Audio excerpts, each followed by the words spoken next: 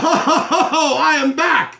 I really literally mean that because I just finished a how-to play on a game, and I was so excited about it, and I've played the game enough over the past year that I wanted to jump right into my full review of the game. So, what's up, nerds and nerdettes and wee little nerdlings all? Your buddy Big Johnny G from Two Gun Pixie Presents Legendary Gaming is back with a two-gun review for you. All right, so if you were watching, especially if you're watching these videos in order, you might have seen that I just finished a full how-to play, about a 9-minute long video on how to play Crazier Eights Camelot, a game by James Gray and Reconculus. And I wanted to give you my full review on it. It's like I said, I've had a test copy of this game for over a year now, or about a year now, and myself and the 20-Sided Warriors have played it a few times. So I wanted to give you my full review of this game. Now, I just went over it, so the how-to play, check that out. I'll put the link in the description section down there. But it plays exactly like Uno or Crazy Eights, and I know most people are familiar with that game. Everyone's going to get 7 cards, and when they get 7 cards, the idea is you have to get rid of all your cards to win. And the first thing that you do during the game is that you draw a card, and then, first thing you do after everyone gets the 7 cards is the top card gets put down, right? So there's a card to start the series off with, because in order to discard a card, it's going to have to match the set or the number to do so. So everyone's going to have 7 cards in their hand, and they can discard a card as long as it matches, such as this card right here. I would be able to discard that because it matches. I would also be able to discard, this card if I had wanted to, because the number matches. So as long as the number or the suit matches, you can discard it. And as you see here, there are cards that say asset and cards that say event, and you're able to play them too. You can discard a card and you can play a card. And the events happen right away. And when they get played, they're going to go to the bottom of the card, and you're going to do whatever it says on the bottom. You're going to follow the power, the ability goes on the bottom of the card. And assets get to stay in your... here we go. They get to stay in your play area, and they do not count against the number of cards that you have in order to get down to 0. And when you read the ability on the card at the bottom, and whatever it says you're able to do, most of the time you're able to do it every time your turn comes around. And then whoever gets down, the first one to get down to no cards, is the winner of the game. So in a nutshell, that was it. You can check it out in more detail. Like I said, I'm going to put the link in the description area, so make sure you check that out. Now, my thoughts on the game. I never was a really big fan of Crazy Eights or Uno growing up. I played it, sure. Almost every family, when I was growing up in the 70s, had a copy of the game, knew the game, played the game. I played it, but I was never really into it.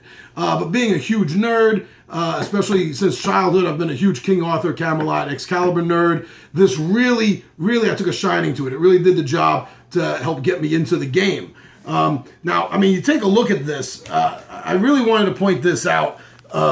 You look at some of these cards. I have to say that the artwork on these cards is probably the most beautiful artwork, thematically beautiful, let me add, of any playing card, tabletop card game that I've ever seen. I mean, looking at these cards, the art on them really makes me feel like these are tapestries hanging in a museum.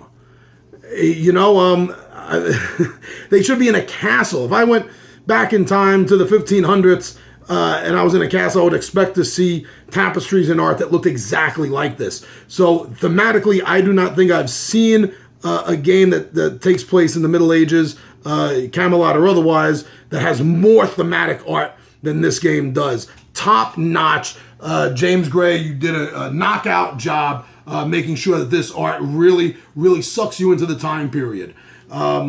As far as playability and fun goes with this game, it takes the whole Crazy Eights concept and really just ramps it up. And you know, that's because of how each card has an ability, and you can play these abilities, and they'll do different things. It almost makes every card like a superhero kind of sense, you know, with its own special abilities.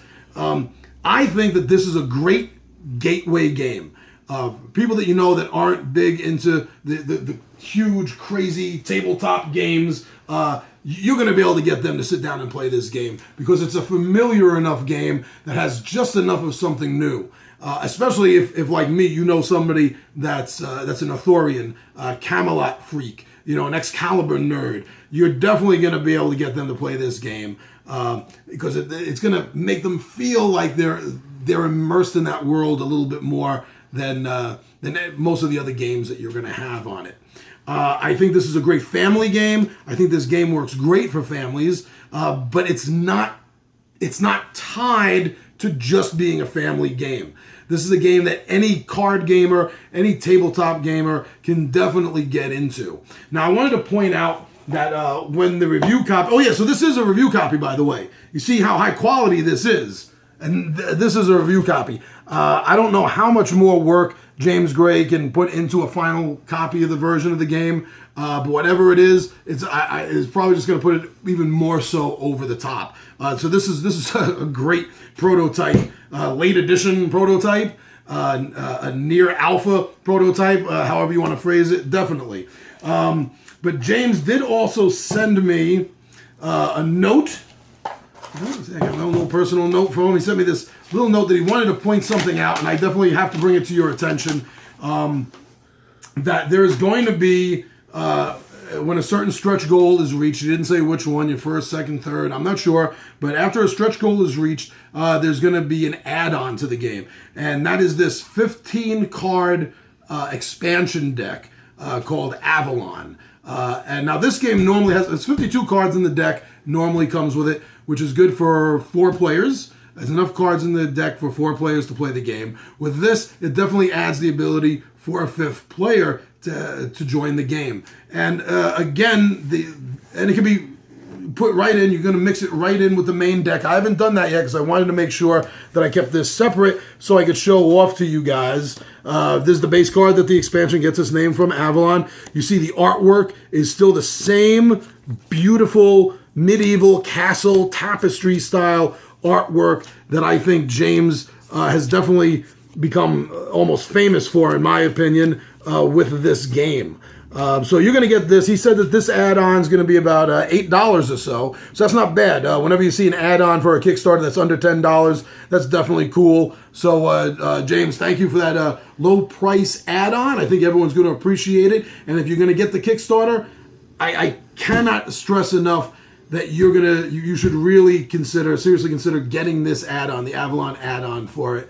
Not just for the 5th player capability, but just because of the extra beauty of the cards and the extra abilities that the assets and the effects are going to be bringing to the table for you. You don't want to miss out on this, because once this game goes on sale after the Kickstarter, which I'm sure is going to be very successful for this game, you're not going to be able to get this. So you're going to have to at least wait a year after the game hits the brick and mortar stores before it's even sold. So definitely might as well throw that extra $8 down, get this add-on. This is overall a beautiful, beautiful take on Crazy Eights. I highly recommend this game, and I think everyone should check this out. So I'm your friend, Big Johnny G. This has been a 2-gun review for James Gray's and Reconculus's Crazier Eights Camelot. Coming to Kickstarter very soon. If you're watching this video, mark on your calendar to check it out in the next couple of weeks. It's going to be up as of May. This is May 2017, in case you didn't notice.